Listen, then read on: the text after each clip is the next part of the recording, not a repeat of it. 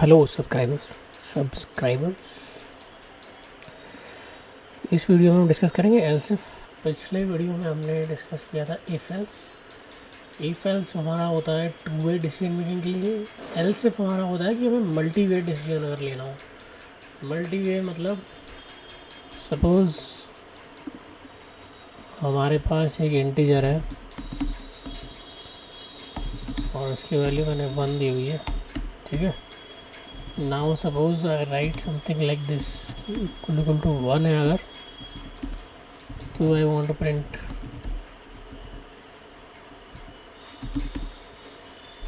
Equal to x। ये मेरा else हो गया। Else if x equal to 2, उस केस में मेरा हम प्रिंट कर देंगे x की वैल्यू, हमें प्रिंट करने की ज़रूरत नहीं है, हम बोल देंगे x इज़ 2। और यहाँ पे भी क्योंकि हम कंपैरिजन में ऑलरेडी देख रहे हैं कि x की वैल्यू क्या है, तो x इज़ 1 हम प्रिंट कर देंगे। तो ये हमारा x इज़ 1 हो गया। सिमिलरली और ऐसे हम बोल सकते हैं कि अगर 1 2 है या एल्स में हमारा एंड होता है ये एल्सिफ, और यहाँ पे हम बोल देंगे कि भाई x की वैल्यू इज़ नॉट 1 और 2। तो ये मेरा एल्सिफ का एग्जांपल हो गया। तो अगर मैं इसको 2 कर दूँ तो मेरा x इज़ 2 प्रिंट हो जाएगा, x इज़ 2। अगर मैं इसको 3 कर दूँगा या कोई और वैल्यू 1 और 2 के अलावा, तो मेरा प्रिंट हो जाएगा x इज़ नॉट 1 और 2। तो ये हमारा एल्सिफ का यूज़ केस हो गया कि हमें मल्टी वे अगर डिसीजन लेना है। और इसकी जगह हम कैरेक्टर भी ले सकते हैं। सपोज एक कैरेक्टर c ले लिया मैंने और उसको मैंने a कर दिया असाइन, ठीक है।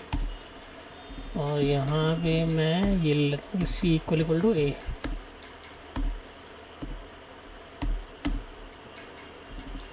तो मैं यहाँ बोल दूँगा कि c इज़ a।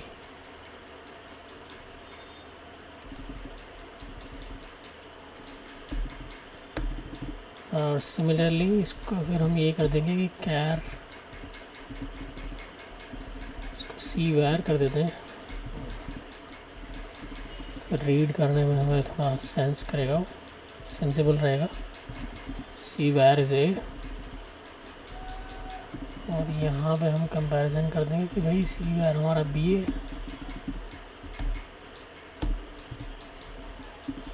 और इसे हम चेंज कर देंगे कि भाई सी वैर इक्वल टू अगर मेरा बी है तो अंदर का कोड मेरा एग्जीक्यूट कर दो।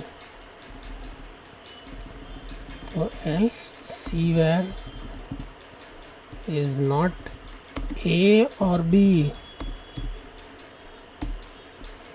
तो अभी मैंने सी वैर के लिए ए थी, तो हमें सी वैर इज़ ए हमारा प्रिंट हो गया, ये वाला ब्लॉक। और ये मेरे 3 ब्लॉक्स हैं, इफ़ एल्सिफ और एल्स। तो यूजुअली हमारा जो थर्ड, ये लास्ट वाला एल्स है, थर्ड दी, ये हम अनलिमिटेड या जितना भी हमें सेंस बनाता हो इफ़, ये उतनी बार हम ले जा सकते हैं। जैसे कि जैसे ए बी सी होता है, तो यहाँ एल्सिफ करते करते जी तक हम कर सकते हैं, या उससे भी ज़्यादा अगर हमें मल्टी वे डिसीजन हो तो वो भी हम कर सकते हैं, जितना भी हमें रिक्वायरमेंट हो। तो अगर मैं इसको b वैल्यू दूंगा तो ये मेरा b प्रिंट कर देगा कि भाई सी वैर इज़ b। और अगर मैं c दूंगा तो ये मेरा एल्स में चला जाएगा कि भाई सी वैर इज़ नॉट a और b।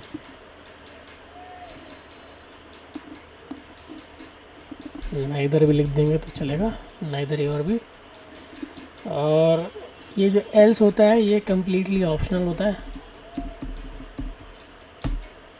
इसकी कोई ज़रूरत नहीं है एल्सिफ में। सिर्फ अगर हमें इफ़ और एल्सिफ भी चेक करना है तो ये चलेगा। यहाँ पे डिफरेंस ये है कि ये मल्टी वे डिसीजन है।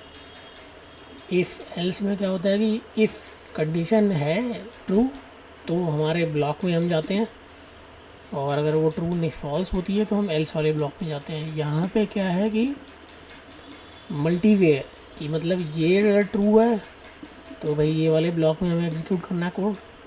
अगर या फिर दूसरी स्टेटमेंट ट्रू है तो मेरे को ये करना है ट्रू। अगर ये दोनों फॉल्स हैं तो कुछ भी एग्जीक्यूट नहीं करना है, हम बाहर आ जाएंगे हमारे एल्सिफ के इस पूरे सिंटैक्स से। तो जो हमने एंड में एल्स दिखा था वो जनरली हम जैसे या तो एरर हैंडलिंग के लिए कह सकते हैं, जैसा कि हमने यहाँ पे बोल दिया कि भाई जो हमारे 2 डिसीजन थे उनमें से कुछ भी नहीं है। या फिर इसको हम ये भी बोल सकते हैं कि नन ऑफ दी अबव के लिए भी बोल सकते हैं। सॉर्ट ऑफ ये भी हमें कन्वे कर रहा है कि भाई none of the above true है। तो भाई ये वाला केस है, ये हमने प्रिंट कर दिया। और तो ये हमारा एरर हैंडलिंग के लिए, क्योंकि हम जब ये ट्रू है और ये भी ट्रू है तो हमारा कोड एग्जीक्यूट हो रहा है कुछ।